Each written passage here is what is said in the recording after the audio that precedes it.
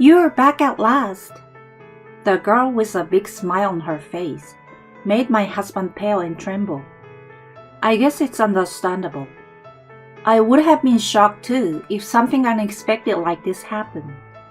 But this was his own fault. Let's make him sorry for all the horrible things he said, shall we? My name is Cecile. I'm 63 years old. I just gave my grandson a gift and cooked a meal for him for the new year. But it's not really that fancy. I can't help it if it's for my lovely grandchildren. However, I hate my food. When my children were young, it was a little easier to be extravagant. I have 2 daughters. Their names are Dana and Anna. We gave them names that rhythm because they are twins. My daughters told me that it was too easy to name them like that, just because they are twins. I couldn't say anything when they told them that, but actually, they were right. Dana, the eldest, was diagnosed with an incurable disease a little after she was born. Meanwhile, Anna is in perfect health. Dana was the only one who was weak and was in and out of the hospital repeatedly. I thought that we should all support her in her weak body as a family. But little by little, my husband started complaining. He did not want to visit her, and even when he came home from the hospital on occasion, he seems to find it a bit of a hassle. He loved her sister more and took her out on holidays and was by all accounts a good father to her. My daughters were just starting middle school at the time. I wondered if he was aware of the distance between him and his daughter, who had grown up in a different place, unlike her sister, who had lived with us all her life. It was not until our daughters were in their 3rd grade of high school that I learned that my husband had a different view. Why send Dana to high school? She has been in and out of the hospital so many times, so it would be difficult for her to go on to a regular high school, right? However, there were options for her to go on to higher education, such as distance learning courses. I wanted to respect Dana's decision, but my husband wanted her to stop going to school in the first place. It would only be a waste of money. Isn't that too much? In fact, even if you pay the admission fee, she will probably end up dropping out because she can't go to school. It would be a waste of money anyway, so it would be better not to let her go to school from the beginning. You should ask Dana about that, right? It's not your decision to make without asking her. He will say it's for the best. I've noticed that as Dana has gotten older, she feels more and more inferior to her sister. She worries that she is in and out of the hospital a lot, and that she is hurting the family financially. I know my children don't need to worry about that, but our finances have certainly been tight. My husband does not make a lot of money, and due to my daughter being in the hospital, I'm unable to work many shifts at my part-time job, so our income is not stable. With twins, there was a lot of money to spend on graduation and admission fees, and no matter how much we tried to make things right, it was inevitable that they would realize that we had no money. On top of that, my husband always says that we have no money no matter how hard we work. It is true, but I wish he would refrain from saying that in front of our daughters. But my husband doesn't care about that. He said it on the day Dana was discharged from the hospital, of all days, and it became his habit. Stop saying we don't have money. What's wrong with telling the truth? I don't want you to say that in front of the kids. You know Dana's worried about the money for her treatment, right? The kids, huh? What was that line? I kinda don't like it. I mean, what can you do? I don't think Dana is cute anyway, to be honest. Isn't that a bit too much? She's your daughter. It's hard to think of a child who isn't around most of the time. I often hear that men don't understand the pain of having a child in their bellies, so they finally feel their children are their own only once they are at home. But how can he not think of her as his child just because they lived apart from each other? I wondered if I should show some understanding and talk to him, or if I should lash out at my husband as I feel. To tell you the truth, in my mind, I'm thinking that he's being mean, and I want to be angry, but it's true that parenting has changed from the norm. I gave birth to my children, and I love both of them equally, even more than my own life. I don't understand my husband, who doesn't have that feeling, but he probably doesn't understand this feeling either. I couldn't say what I wanted to say, because I thought it would be wrong to yell at him. Anyway, you should be more considerate to your children. I knew I should have said something different, but that's all I said, and left the room that day. I avoided a long conversation, partly because I didn't want my daughters to hear. After that, my husband and I had many more arguments.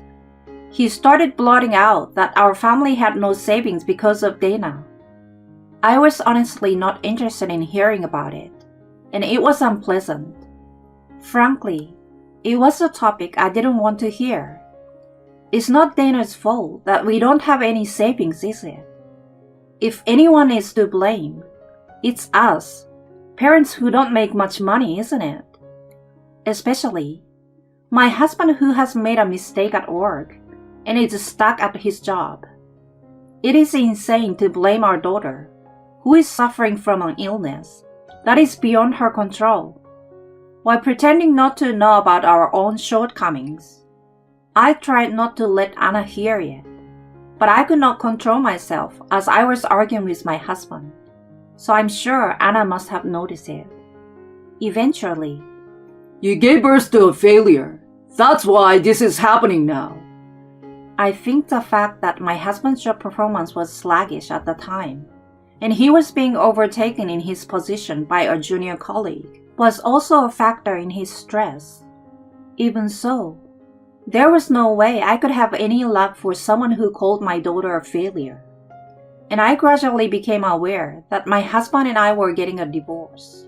However, I didn't earn enough money or save enough to pay for my daughter's hospital bills and school fees on my own. If it were true, I would have preferred to divorce my husband without holding back and following my feelings.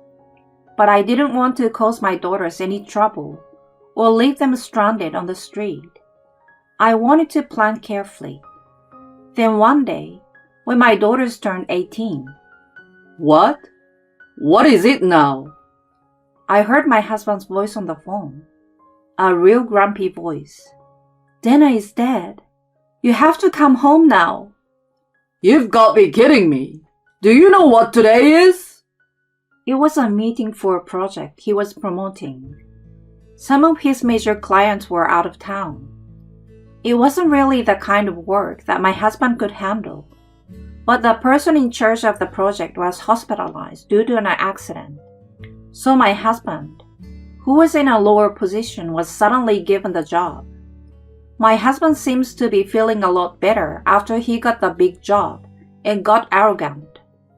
I'm annoyed just by looking at your face. And my daughter is not pretty enough on top of that. He didn't even come home, but stayed at his office to prepare for the project. Rather than working hard for the sake of his family, he neglected his family and devoted himself to his work. In retrospect, to him, it seems like we didn't really matter. I have an important meeting today.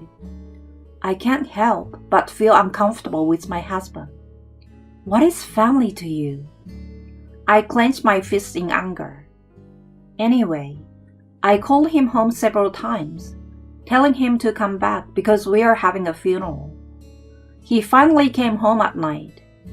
When my husband saw Anna crying, he did not shed a single tear. On the contrary, he scolded her and told her to go to bed at a time like this. What a nuisance to have a funeral on the day of an important meeting.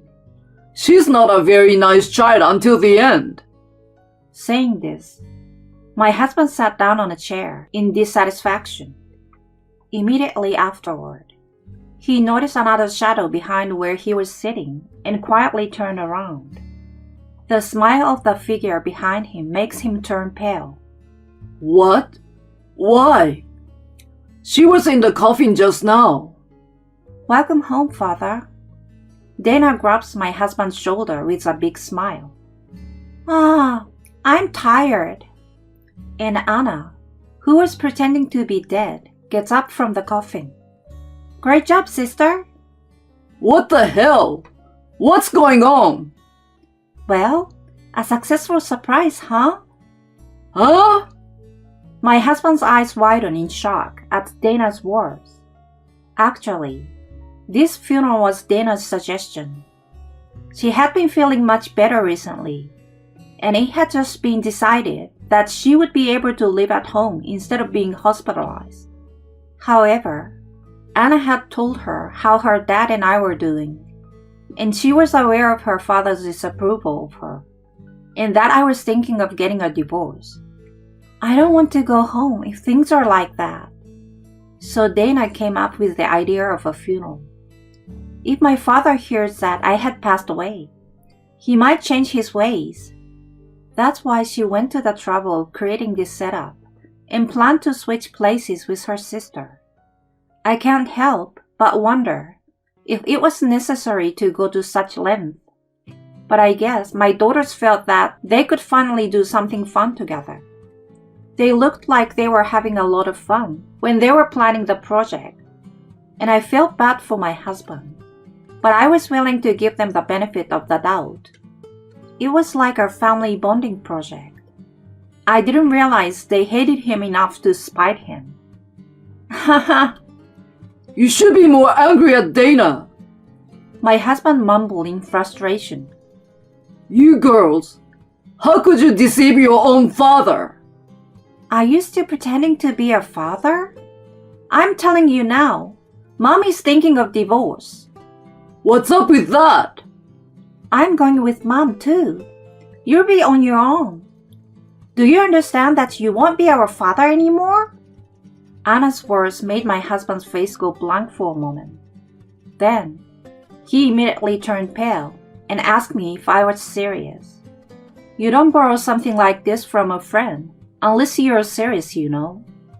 Yes, this set was specially rented by Anna from her childhood friend, whose family runs a funeral parlor. It was supposed to be given as a present for Dana. I don't know if I like the idea of a coffin as a present, but, well, I guess it's okay since my two daughters seem to be having a good time. Ha ha ha. Why? I don't care about Dana, but I loved you, Anna. You didn't know how much I love my sister, did you?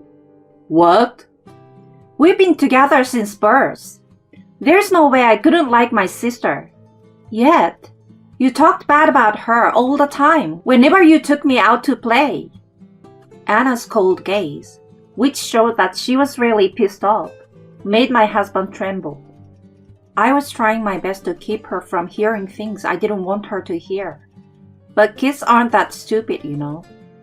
If you look at them properly, you can see what kind of people their parents are. Anna nudged Dana to agree with her. Dana nodded her head. We talked it over and decided to stay with Mom. We are 18 and she doesn't want us to work, but we can do whatever we want, part-time or otherwise, to support the family. We don't need you anymore, Dad. Anna glanced at me after hearing Dana's words. I'm sorry for everything I put you through, Mom. You wanted a divorce, but you couldn't get on, could you? Thank you for trying to protect us. But now that I'm better, we can make a living together. You're free to go, Mom. Their kind words made my heart warm. I never realized that my daughters, whom I've been trying to protect, had grown so dependable before I knew it. Hey, think again, is what my husband said. But I ignored him and turned to my daughters. Thank you, but it's okay. You don't have to work. What? I smiled at them. It took a while, but I actually got a better job on the side. I'd been building a little secret savings account behind Dad's back. My daughters were surprised at my words, and my husband's mouth was wide open. Even if I wanted to get a divorce, I couldn't do anything without money. I secretly studied for a certification during my travel time, and now I'm working as a medical assistant. It was hard to keep your father away from the documents. I giggle, and my husband says, No way! When did you do that? No wonder. I didn't even know how to use a computer until a while ago. I was just a regular old lady. But I knew I couldn't afford to be a nanny to my daughters. I was lucky that there was an ex-medical office worker at my part-time job. I have nothing to worry about because I was able to get a lot of information. I'm getting a divorce. Will you follow me? My daughters nodded their heads and said yes. My husband, on the other hand, was telling me to calm down or something. The girls called him pathetic and persistent, and he agreed to the divorce. He neglected his family for so long, but the moment he realized he'd be alone, he turned his back on them and missed them. It's disgusting. It took a long time, but I'm really glad I got rid of him. Then, it came out that my husband made a big mistake at work, and he was demoted. The bottom line is that even if my husband had attended that meeting, instead of playing a prenatal funeral, my husband would not have been promoted in the future. This development, which was no one's fault but his own, broke my husband's heart and made him lose his will to work. Now he has been overtaken by a junior colleague who is more than 10 years younger than him, and he is now an employee. Are you saying you are not being pushed around? Being used means that you are useful. My husband's incompetence has been exposed. Oops, did I say too much? My daughters offered to work for me, even though I had changed jobs, because it would be better to have some savings. But I turned them down, telling them to focus on their schoolwork. Dana had given up high school to concentrate on her medical treatment. But when she asked me if she could get a high school diploma, I said yes. Dana went on to college, and as long as she kept her health in check, she was able to find a job. Anna also went on to university and joined a local small business as a new graduate, and so on. It is not like in the world of stories, where the child who struggled did not go on to a spectacular life, but I think it is a life like my daughters. As a parent, I'm proud of them. Now Dana and Anna are married, and Dana has 3 and Anna has 4 children. When Dana, who was very frail, gave birth to a child, I was deeply moved. It was a miracle that she had 3 children. Anna's children are very naughty, and beg her to play with them every time she sees them. Grandma is too old to play with them. I've started strength training for the sake of my grandchildren, but it's a secret. I don't think it's possible to have a twin grandchild, but I should say they are twins.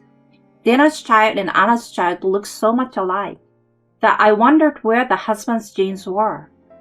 From a distance, it was hard to tell which child was which. Their husbands were surprised at the strength of their genes.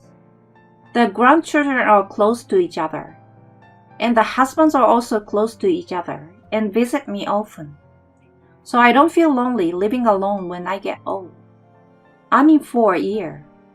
Half of the year, Anna or Dana's family comes to visit me, so I could do with a little less time alone.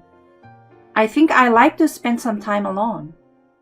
I'm glad that my daughters don't want me to feel lonely, so I'll just leave it at that. Well, I guess I'm going to study how to bake a cake for my grandson's birthday next month. Lately, Dana's been telling me, Mom, haven't you gotten a little rounder around the belly? I guess so. With 7 grandchildren, 2 daughters and sons-in-law, and myself, we have a cake for someone's birthday about every month. But it's okay because this is a sign of happiness. I will make a delicious cake.